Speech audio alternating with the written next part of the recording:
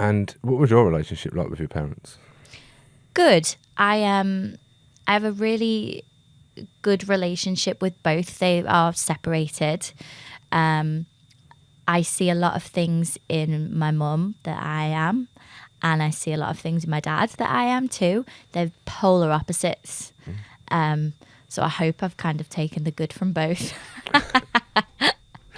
Because again, I've listened to another podcast that you've done. Yeah. They were working. Well, you was doing the boot sales as well. Car boot sales. Car boot sales, yeah. My mum still does them now. She loves them. Yeah, we used to do them of like a Sunday morning. My mum, we'd sell it. We'd sell all sorts. That was kind of the first job, I guess, that I had. Yeah.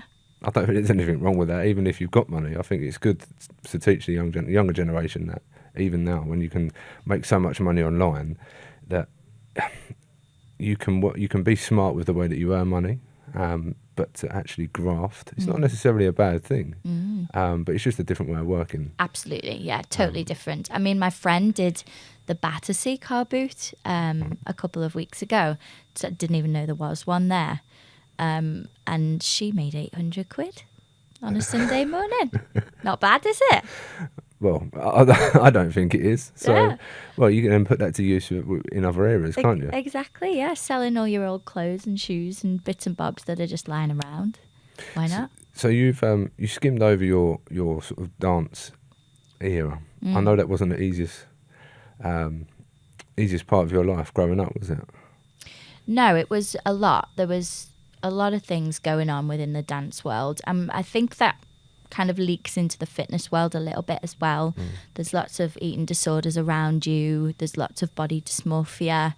You're constantly judged on your appearance, really, as well as your performance. It's getting better now, definitely. But yeah, back then it was high pressure, and I think from a young age, whether that's a good thing or not, I don't know now. And I don't know whether I would put my kids into dancing for that reason. Maybe I would let them decide, because there's good and bad in everything. But yeah, there's a lot of pressure involved in any type of sport for a child. What type of pressure did you come under at that period of time in your life? It was the pressure to always be the best. Because it's such a cutthroat industry, you know, you either have to be at the top of your game or you have no chance of a professional career.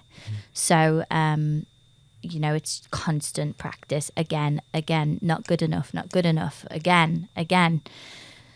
So that grates on you. You have to become really mentally resilient and strong. So there's definite times where you crumble, but you have to kind of pick yourself back up and crack back on. Some people don't make it; they switch and move because, you know, understandably, it's not for them. So you have to be pretty mentally strong in order to get through it all. Was you trying to prove yourself to anyone? I think at a young age, no, because I don't think you have the capacity to understand if you are doing that. Yep. I think maybe there's something of like wanting to be accepted by the other people around you, and so your other like dancing friends of like wanting to fit in with the best crowd. Yep. The same as kind of like high school and wanting to be in the cool crowd and that type of peer pressure. Yep. But then as I got older, I was competitive. I did want to be the best, but I never was. But I think you always have to kind of strive to at least try. Otherwise, there's no hope in getting anywhere professionally. I agree. I completely agree with you. I mean, I can resonate with that through my football, rugby, whatever sporting industry, whatever I've done, whatever I do, I have to not necessarily be the best, but I teach my kids this.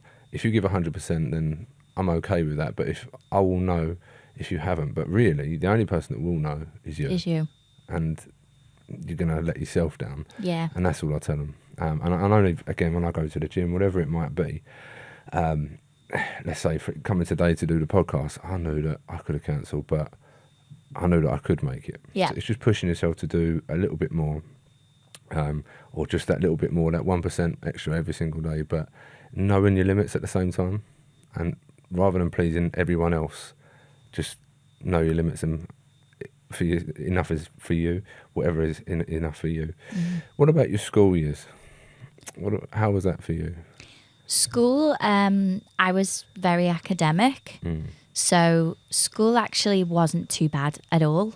I had a good set of friends.